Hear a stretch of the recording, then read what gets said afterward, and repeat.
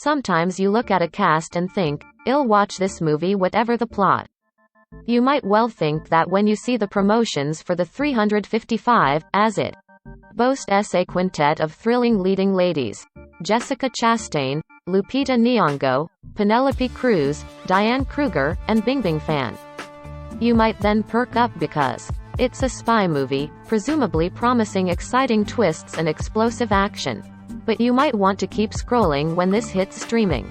Because despite its stars, which also includes MCU Winter Soldier, Sebastian Stan, this thriller is a snooze.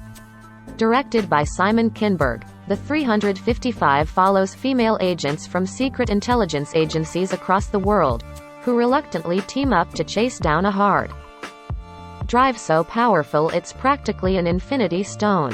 It's a MacGuffin that's absolutely unbelievable. The characters throw around words and metaphors about its genius and danger, and we're meant to roll with it as they roll through one action set piece to the next.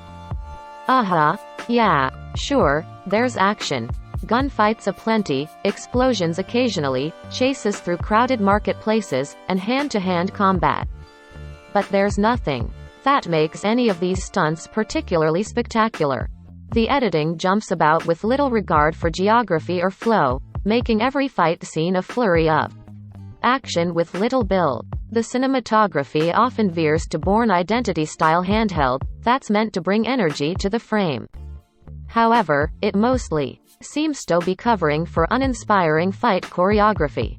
Some combat scenes are in aching need of speed ramping with punches so slow they look pulled. 1. Battles half hidden between the flashbangs of a gun in a dark room. And even amid a film theoretically meant to spotlight women, the first act recurringly has men pair off to fight men, and women to fight women. Speaking of the supposed girl power of the 355, the film treats it like a flashy novelty. Male characters will be scolded by other male characters for being beaten by a bunch of girls. The heroines harumph their male peers. A girl really does need a guy to explain it all to her. Or they'll flatten womankind into a monolith with generalizations about how women blame themselves when things go wrong. But spoilers. It's men's fault.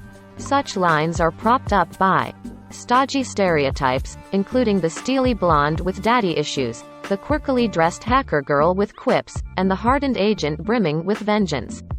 Rage. To remind us they're battling in a boys' club, each heroine has a male counterpart, who she either relies on, lies to, or tries to rescue. Thus, in this female-led movie, women are not only outnumbered by men, who play every supporting role and the color-by-numbers villain, but also these women's identities are all built in their relations to men. Girl power. With forgettable fight scenes, this half-hearted attempt at feminism is the flashiest thing about the 355. Forget the style and swagger of James Bond's fancy cars, shaken cocktails, and high-tech. Don't expect the fantasy-level fashion of Ocean's 8 or the spirited interaction between charismatic heroines. The chemistry between Chastain and her co-stars is so disconnected that you might wonder if they all shot remotely. With stern expressions, they're thinly drawn. Characters practically choke on banal dialogue that mistakes playful banter for Mean Girls barbs like, "An enemy agent ruined my favorite dress." Speaking of that dress, early on it's a red flag that this movie will miss the mark of power fantasy and grounded thriller. Chastain wears an unremarkable floral sundress while barreling down a crowded street in pursuit of an enemy. Then, remarkably, she pulls a large gun out of her dress. How? A secret pocket. Perhaps. The deepest pocket ever stitched into a sundress. A Mary Poppins pocket perhaps? A Mary Poppins pocket that not only allowed her to run smoothly while having a loaded gun holstered in it, but also didn't make the slightest impression on a lightweight sundress. A small detail, sure. Yet, it's a telling one, reflecting how Kinberg had little interest in creating a world for his top-notch female spies that is remotely realistic or fantastical. It's a murky somewhere in between, where his lackluster heroines deliver punches and mournful monologues about stereotypically solemn backstories. both of which hit with the power of a damp sponge. Part of the problem is that the 355 plays as if the writers think the audience, and their characters, have never seen a spy movie before. So, the clichés are played with stone-faced severity, while supposedly shocking twists are telegraphed by casting choices and painfully predictable setups. This mediocre movie takes itself so seriously, that it has bled all the charm of its stars and any life from its premise. With zero self-awareness, it's a parade of mundane action, tired tropes, and tedious dialogue, like, "Marie, you're good at everything except taking orders." Simply put, the 355 is a movie you can miss.